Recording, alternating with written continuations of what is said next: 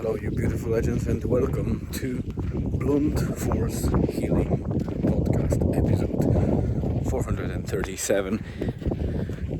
As you can see, I'm on our morning walk. Elizabeth is far ahead of me. I needed to reply to one of the urgent emails at work, and obviously that delayed me a little bit, so I'm just behind her. We have a dry and beautiful morning here in Donegal, albeit it's very chilly because we had, I think, 0 degrees Celsius this morning, which could be seen by the frost on our grass or lawns. So I think we are about to embrace winter for good, as these temperatures are going down and down. So this is the first segment. Obviously not much to update you on yet because the day just started. It appears to be quite a busy day for me. Plenty of tasks to do, both at work and outside of work. We had a discussion after we dropped Julian to school, and we're going to Murvach Beach with my wife about reinstating the plan for that trailer sauna or mobile sauna project that we were thinking about. I already have put some wheels in motion to organize for deposit, and we need to contact the person that might build that sauna for us. So fingers crossed. It would be nice to have it in January, but I suspect we'll probably have it further closer to February, if not in February, probably mid-February, by the looks of it and being realistic. But yeah, I will be updating on that effort along the way. For now, that's the first segment. I'll be back shortly. Hi guys, and welcome back. It's the second and the ending episode, or I would say segment of today's episode. And if you already had the chance to look into the blog post, the title is self-explanatory, I think, or actually the subtitle, because the title is Sauna on the Plate. I mentioned the sauna project before and today in the first segment as well. But the subtitle says, and another midweek without essence. And this is a perfect summary of this Wednesday, which was indeed at least felt by me like without essence. So just to summarize quickly, we managed to do an early beach walk with my wife after dropping Julian to school. It was really, really cold already. I sense that the winter is coming, like they say in the Game of Thrones.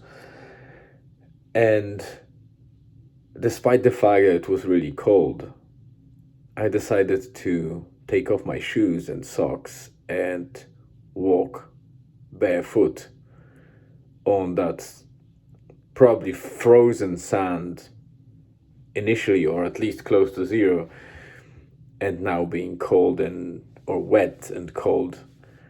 And to be honest, that was an experience that I was sort of expecting, because I used to do that in kind of winter time. But the last time was so distant that I felt like it was the first time. The time it takes for the body to adjust is probably not enough for most of the people to actually believe that it's gonna happen. It's painful, your feet get numb, but the best part is that they're not going to get any frostbite or anything like that. The body will adjust the blood flow and heat to your feet, assuming that you are appropriately dressed at the top. So if the chest area where the heart is and the main organs are is protected, so it's not getting cold and the heart doesn't need to produce heat to support this area specifically, then if your only parts that are uncovered are face, hands, and feet, it will manage very well. And I believe that on one of the Andrews Huberman's podcast, he was mentioning, I don't remember if it was with guest or it was just him. I think it was one of those Huberman's solo episodes where he was talking about very interesting topic and research that was ongoing for years, but pretty much not that far or not that long ago, we've learned that, I don't remember the name, so I don't want to butcher it, and well, I can't butcher it if I don't remember it, but there was a specific name for it. So we have neural network across our body. That's nothing new to most of the people, but we also do have a concentrated networks of the neurons or actual receptors in our palms, feet, under our feet, and on our faces, which are amazingly used by body to regulate temperature in almost kind of with almost immediate effect, where the reaction is fairly straightforward. So the process of heating up or cooling down starts as soon as body receives the information about the temperature via those areas. So there's an actual technique of cooling yourself down when you're working out, and between a series of exercise to put your palms into the very cold water, which gives that reception by the body of the cooling, and it automatically starts cooling. It's I don't want to tell you some wrong details about it, but it was a very interesting research. I need to get back to it and get proper information before sharing that with you, but you can go straight to Huberman Labs and find that. It's a very interesting topic. So I'm using that knowledge, well, at least the knowledge of that existing in our body, into fighting that willingness, or kind of, the moment when you go into the cold water or you touch the cold ground, when your feet start getting really cold too, that they're painful and you feel like they will get numb, the first thing you want to do, and in most cases you will do, is just to take them off and kind of heat them up or hide them somewhere or cover them to make sure that they regain the heat. While in this case, I just pushed through those moments of pain, which is quite hard, to be honest.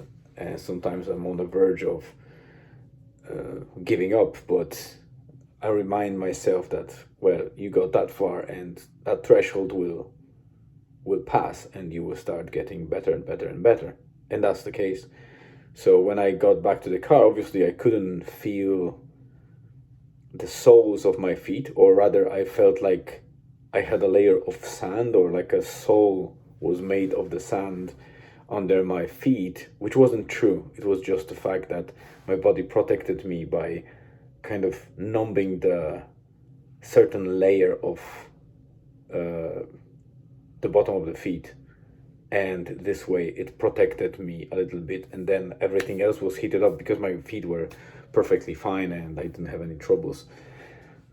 So yeah, interesting thing that our body can do.